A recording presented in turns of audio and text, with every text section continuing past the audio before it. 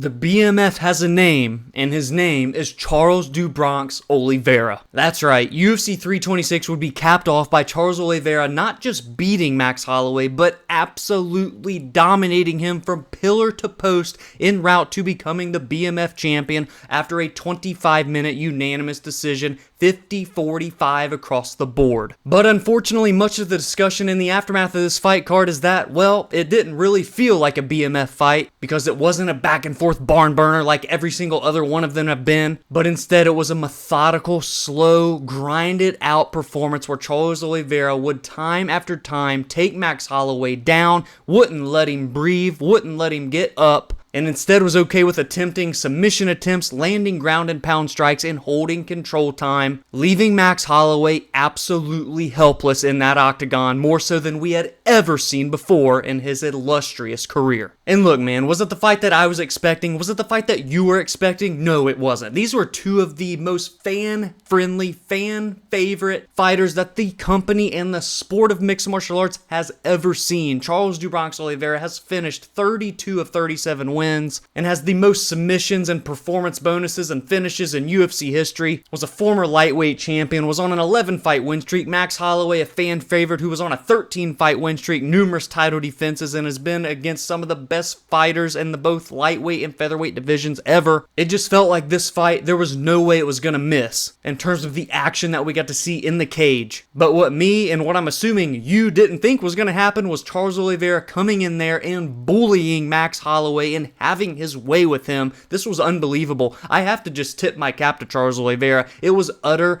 dominance. Like, think back to his rematch with Michael Chandler that he also dominated for almost 25 minutes. I know there was some murky moments in there for Oliveira. And then times that by 5, hell, times it by 10. That is what he did here to Max Holloway, as he would double him in significant strikes 50-26. In terms of total strikes, would outnumber him 110-73 and would land a takedown in every single round. 5 takedowns with over 20 minutes of total control time. I believe that we have never and will never see again Max Holloway be dominated like he was here against Charles Oliveira. And for that reason alone, yes guys, I know it wasn't the barn burner we were all expecting, but my goodness, how can you not be impressed with what Oliveira did here against one of the greatest fighters of all time? And now at 36 years of age, has won 3 of his last 4 bouts, and the only loss was to Ilia Topuria, who is the number 2 ranked pound for pound fighter in the world and the current lightweight champion. But after such a dominant performance and a statement made by the former champion Oliveira, did the result provide some clarity on what could be next for him? Yes and no. Because obviously this was for the BMF belt. There wasn't a lightweight title or number 1 contender shot necessarily on the line, although this was the number 3 and number 4 ranked lightweights in the world respectively in the same breath. So it definitely holds weight in terms of the lightweight title implications for sure. The problem is, I feel like there's still some things that need settled. Obviously the White House card is official now, and the main event will be Ilia Topuria versus Justin Gaethje. That's the unification bout for the championship. Then we have a number 1 contender in Arman Tsarukyan, who instead of getting fights in the UFC, unfortunately, is having to just wrestle and fight people in RAF instead, and is also becoming one of the most popular fighters in all of the sport during all of this inactivity in the UFC as well. And when you consider that Charles Oliveira and Arman Tsarukyan fought in April of 2024, 2 years ago, yes, they have both gone on to fight a couple of times since. I'm not gung-ho on seeing that rematch next for them. I instead want to see Arman Tsarukyan just straight up get a title shot against the winner of that White House main event, and I want to see Charles Oliveira do something very different, very unique, and what for him would be very lucrative, and that is welcoming back Conor McGregor, a BMF title fight on the International Fight Week card in July. That is what I think should be next for do Bronx. And we of course know that Conor McGregor would take to Twitter during this fight and he would say that he'll spank Charlie. Of course, if the UFC wants to, and the UFC actually reposted that tweet. And then he would go on to say that it was a shockingly bad fight. I am shocked. Charles is a little Charlie. Very bad, Charles. Very bad. Hang your head back. Good luck. Don't crown that belt. And now listen, every single year since Conor McGregor's injury, there's been a portion of said year where he's been rumored to return. And I can only drink that damn Kool-Aid so long before I'm absolutely sugar drunk. And so I'm gonna believe it when I see it, guy, with Conor McGregor at this point, much like with John Jones. However, if Conor McGregor is serious about returning, being that they did not put him on the White House card because they're not selling tickets to that event, and Ariel Helwani stated last week that they instead would like to hold Conor McGregor's return for that July International Fight Week card so that they can pack in 20,000 people at T-Mobile Arena in Vegas, then why wouldn't we do Bronx Charles Oliveira versus Conor McGregor? That fight is massive. It will have eyeballs all over it, and there's a crazy world where if Conor McGregor can return and knock out Charles Oliveira at 170 pounds and become the BMF champion, that the UFC would launch him in to a welterweight title fight against Islam Makhachev, and I think you know why. There's a little bit of history there. Obviously, if you don't know what that history is, Islam Makhachev is essentially the protege of Khabib Nurmagomedov, the former undefeated lightweight champion of the world that had one of the, if not the most heated rivalries of all time with Conor McGregor back in 2018. And what a full circle moment it would be for Conor McGregor to now fight Khabib's protege in Islam Makhachev. Again, maybe I'm pumping in my old Kool-Aid to myself now, but you can't look at me dead in the face and tell me that it's that out of the realm of possibility if Conor McGregor returns and if Conor McGregor can beat Charles Oliveira. So what do you think? Is that the next fight for Do Bronx? Is it him welcoming back Conor McGregor, or is it a rematch with Arman Tsarukyan, or was this win and the win before against Mateusz Gamrot enough to get Do Bronx another shot at lightweight gold? Let me know what you think is next down below. And quickly for Max Holloway here, while I still think he has plenty of left to offer, he's only 34 years of age. This is definitely a big back to the drawing board moment for him because he could not defend the takedowns, and when he got taken down, he literally could not get up. And while Max has dedicated his career to fully transitioning to 155 pounds, he still looked much smaller and much weaker when compared to Do Bronx Oliveira, who looked massive and looked way stronger. And so with Holloway coming off of a loss, I think it makes sense to pair him up with someone else coming off of a loss, but is still a very big name, and that is the 6th ranked Paddy Pimblett, who fought against Justin Gaethje for the interim belt back in January. Number 4 versus number 6.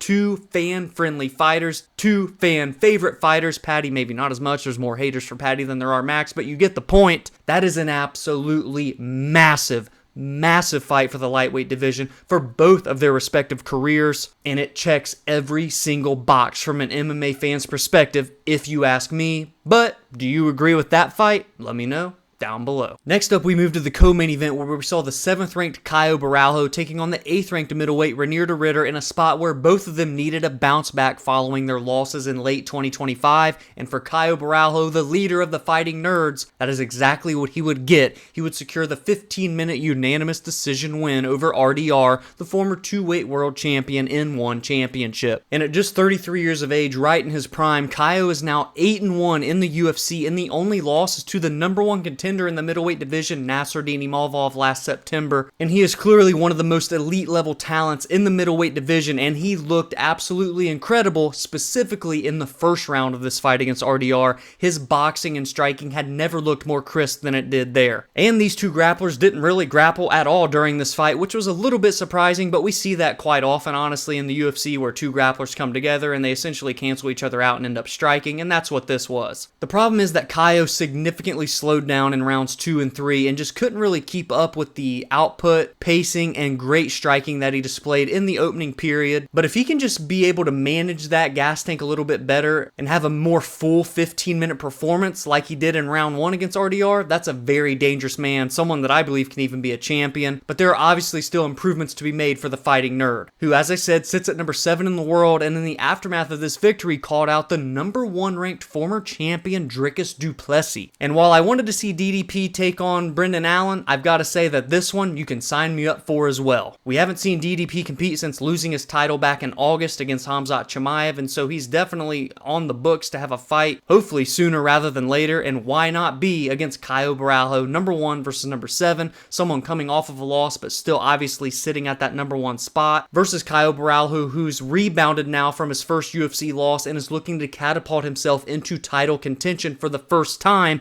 because he lost that fight against Imavov. And then obviously the winner of that fight can be right in the driver's seat for another title shot, as Dricus was already a former champion. He would then have that bounce back win, and for Caio, he would have 2 wins since his number 1 contender fight lost to Imavov, and then at minimum would be 1 fight away from a title, and maybe it would even be enough depending on how the championship goes in this weight class with Khamzat. So do you agree with the call out of Caio Borralho? Do you want to see him take on Dricus du Plessis next? Let me know down below. Next, we move to a pretty dull fight in the bantamweight division, but we have to talk about it because the 13th ranked Rob Font was putting up his spot against the young up-and-coming El Nino Problema, Raul Rosas Jr., who at one point was the youngest fighter in UFC history, and now, at just 21 years of age, come Tuesday morning, will be a top 15 bantamweight, which is definitely impressive given that it is one of the most loaded stacked divisions in all of the sport. However, he didn't really come out and make an emphatic statement or impression, as instead he would secure a 15-minute unanimous decision where he would essentially just continuously take down Rob Font, but wouldn't really land much damage, didn't really threaten with too many submissions, and instead just held a lot of control, and Rob Font essentially just had no answers. It was a very forgettable fight. However, it sets up Raul Rosas Jr. for some big opportunities at a very, very young age, and I think that the fight should be next for him is another seasoned veteran, but someone that has accomplished much more than that of his opponent Rob Font this past weekend, and that is the number 7 ranked bantamweight coming off of a loss, Deiveson Figueiredo, the former 2-time flyweight champion turned bantamweight title hopeful, still looking to make another run before he calls it a career, and coming off of that loss to Umar Nurmagomedov, that fight makes so much sense as it's another big test for Raul against someone who in Deiveson is much more accredited in the grappling realm than Rob Font, and I think he would then pose much more threats to Raul Rosas Jr. Just look at the way that he defensively performed against Umar Nurmagomedov. That was a fight where everyone thought Umar was going to run through Figgy, and that really was not the case. And so I think that that not only is a very hard test for Raul Rosas Jr., but I also think it's a very winnable fight for Deiveson Figueiredo, and for that reason, I want to see it next. We saw 2 lightweight OGs clash in a very fun fight on the main card between Drew Dober and Michael Johnson, and Drew Dober would pick up a absolutely brutal, devastating one-punch knockout over Johnson, the Menace. And now at 37 years young, Drew Dober, the Iron Chin, has won 2 fights in a row, both by way of knockout, and maybe is knocking on the door of a top 15 opportunity. I'm not necessarily saying that that's what I want to see next, but if he gets awarded that after this performance, I'm not going to bat an eye at it either. And right before that one-hitter quitter was another one-hitter quitter. Opening up the main card was Gregory Robocop Rodrigues picking up sweet revenge, if I had to guess at least, over Brunno Ferreira, the Hawk, as he would land a one-punch knockout at the 1 minute and 47 second mark of the opening round, and he now finds himself on a 3-fight win streak, 2 of the 3 by way of devastating knockout, the other over Jack Hermanson, and sandwich in between was a decision win, and hard fought at that, against Roman Kopylov, a very fun striking clash. And at 34, Robocop is right now in his prime, closer to the end of the prime though than the beginning, and so I think he needs to get going if he wants a shot at title aspirations in his future, and so I would pair him up with the 10th ranked former title challenger, Jared the Killer Gorilla Cannonier next, a fight that would absolutely deliver from a striking perspective, could easily headline a fight night card, and just as easily be on a main card of a numbered event just like this one was. That's an opportunity for Jared Cannonier to bounce back after losing to Michael Venom Page, and for Robocop to break into the top 10 of the middleweight division and rise higher than he has ever had the opportunity to do before. And then there's 2 finishes that occurred on the prelims that we have to talk about. And the first is Alberto Montes, the 31-year-old Venezuelan who is right in his prime, now sits at 12-1 and has finished 8 of his 12 victories, with 7 of them by way of submission, including this one at UFC 326 against the former Ultimate Fighter alum Ricky Tercios. And this submission was his 3rd consecutive Anaconda choke submission, as he would also earn his way into the UFC by doing the same exact submission in October of 2024 on Dana White Contender Series. And so after essentially a year and a half removed from his Contender Series bout, he finally made his debut. I'm unsure what took so long, maybe some injuries and illnesses, but this featherweight is someone to keep our eyes on moving forward. And the other finish was a knockout by Rodolfo Bellato, as he would stop Luke Fernandez in what was his UFC debut. And this was Bellado's first UFC victory since his debut back in December of 2023. Since then, he had a draw against Jimmy Crute, a no contest against Paul Craig, and a decision loss to Navajo Sterling last September. So this was a